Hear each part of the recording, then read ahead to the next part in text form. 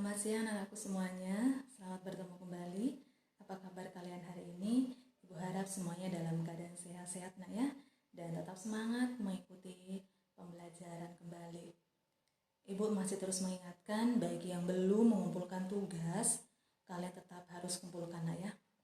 Baik, pada saat ini kita akan masuk di bab 3, yaitu perkembangan kehidupan politik dan ekonomi bangsa Indonesia pada masa awal kemerdekaan sampai masa demokrasi terpimpin. Baik, saat ini kita masuk di sejarah demokrasi di Indonesia. Demokrasi, mungkin kalian sudah tahu semua ya apa itu demokrasi. Demokrasi itu merupakan suatu sistem pemerintahan di mana rakyat memegang kedaulatan tertinggi dengan sistem langsung maupun perwakilan. Alasan para pendiri bangsa menerapkan sistem demokrasi adalah pengaruh para pendiri bangsa yang duduk di BPUPKI yang pernah mengikuti pendidikan sistem barat atau di Belanda, sistem Belanda, di antaranya yaitu Muhammad Hatta, Mr. Supomo, Mr. Muhammad Yamin.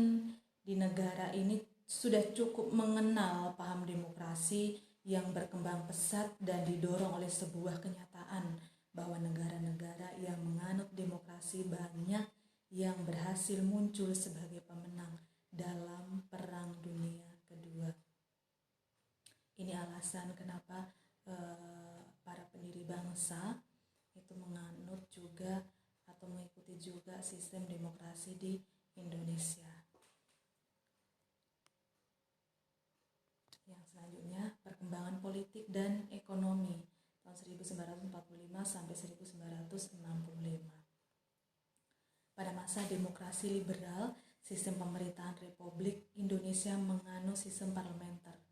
Dalam sistem parlementer, pemerintahan dikepalai oleh seorang Perdana Menteri, sedangkan Presiden bertindak sebagai kepala negara. Ibu sudah jelaskan di bab kedua ya. Pemerintah dalam sistem parlementer ini bertanggung jawab kepada parlemen atau Dewan Perwakilan Rakyat. Lanjut.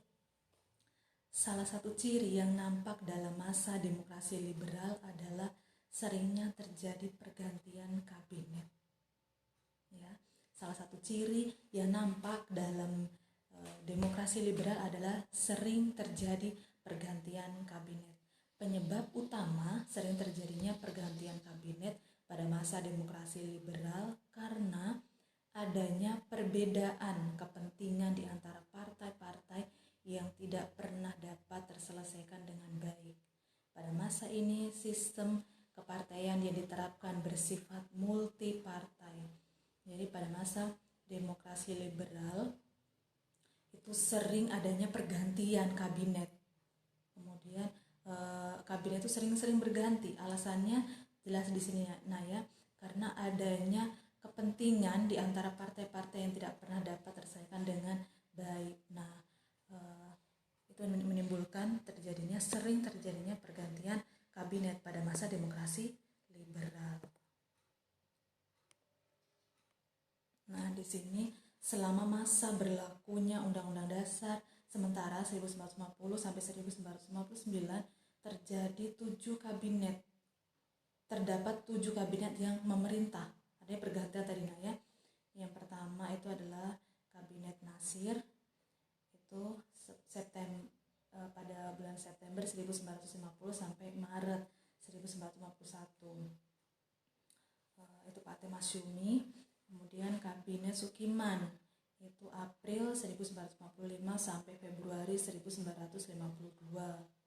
Kemudian Kabinet Wilopo itu April 1952 sampai 1953. Itu Partai Nasional Indonesia.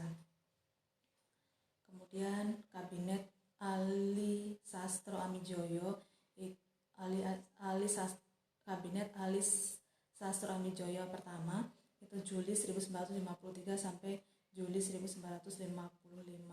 Kemudian Kabinet Burhanuddin Harahap itu Agustus 1955 sampai Maret 1956. Kemudian Kabinet Ali Sastro Amijoyo II itu Maret 1956 sampai Maret 1957.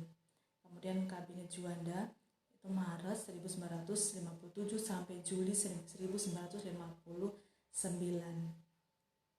Nah, di sini kalau kalian bisa lihat itu sering sekali terjadi pergantian ya. Nah, bukan dalam waktu yang sangat jauh, tapi dalam waktu yang sangat dekat sering terjadi pergantian kabinet.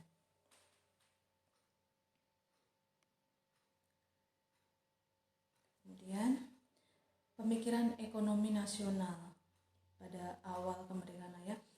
Pemikiran ekonomi pada tahun 1950-an pada umumnya merupakan upaya mengembangkan struktur perekonomian kolonial menjadi perekonomian nasional. Kolonial itu berarti masih terpengaruh oleh Belanda atau Jepang, tapi ini sudah harus perekonomian dialihkan menjadi struktur perekonomian kolonial menjadi perekonomian nasional. Hambatan yang dihadapi dalam mewujudkan hal tersebut adalah sudah berakarnya sistem perekonomian kolonial yang cukup lama. Perhatian terhadap pemerintah perkembangan dan pembangunan ekonomi dicurahkan oleh Sumitro Jojo Hadikusumo. Ini berpendapat bahwa pembangunan ekonomi Indonesia pada hakikatnya adalah pembangunan ekonomi baru. Ya, di sini ada beberapa kebijakan kebijakan pemerintah untuk mengatasi permasalahan ekonomi, antara lain permasalahan ekonomi yang di atas tadi ya, dari kolonial ke nasional. Yang pertama adanya gerakan Benteng. Nah, di gerakan Benteng ini ada yang pertama bagian A dicetuskan oleh Sumitro Jojo Hadikusumo.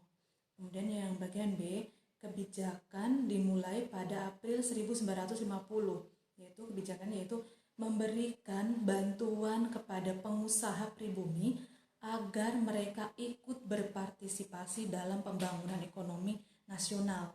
Bantuan tersebut berupa bimbingan konkret atau bantuan kredit. Jelas ya?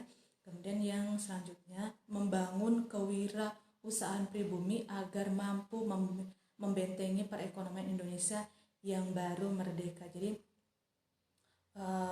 membangun kewirausahaan, jadi membangun usaha-usaha pribumi sehingga masyarakat yang pengangguran bisa mendapatkan pekerjaan, sehingga perekonomian Indonesia yang baru itu tidak merosot terus tetapi ada peningkatan. Kemudian yang kedua, adanya nasionalisasi De Javase Bank.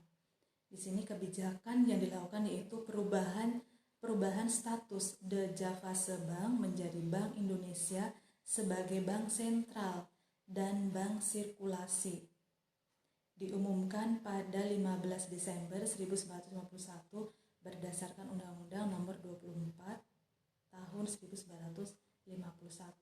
Jadi De Javase Bank itu yang lalu itu masih berkaitan dengan kolonial, sekarang menjadi Bank Indonesia atau bank sentral, sehingga perekonomian itu sudah bukan berpengaruh terus kepada kolonial, tetapi sudah menjadi perekonomian nasional.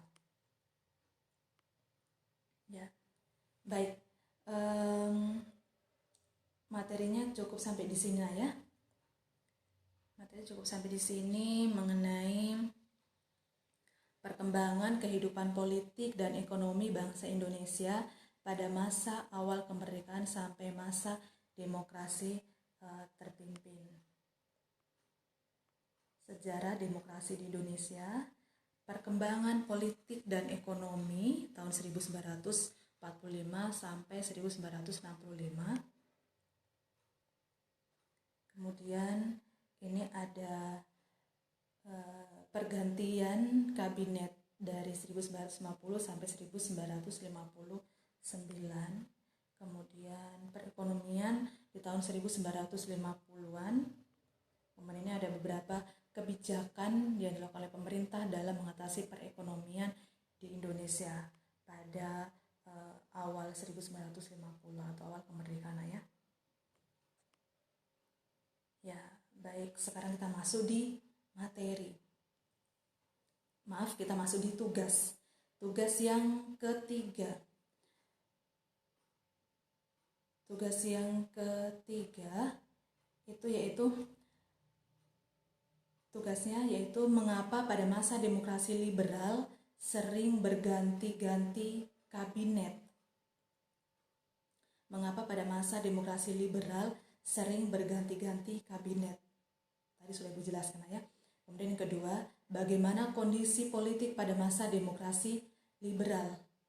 Jadi, bagaimana kondisi politik pada masa demokrasi liberal. Ya, silahkan kalian kerjakan dengan baik dan nanti kalian kirim di link yang sudah Ibu kirimkan di grupnya ya. Materinya cukup sampai di sini dan kita bertemu kembali besok. Selamat siang dan Tuhan Yesus memberkati.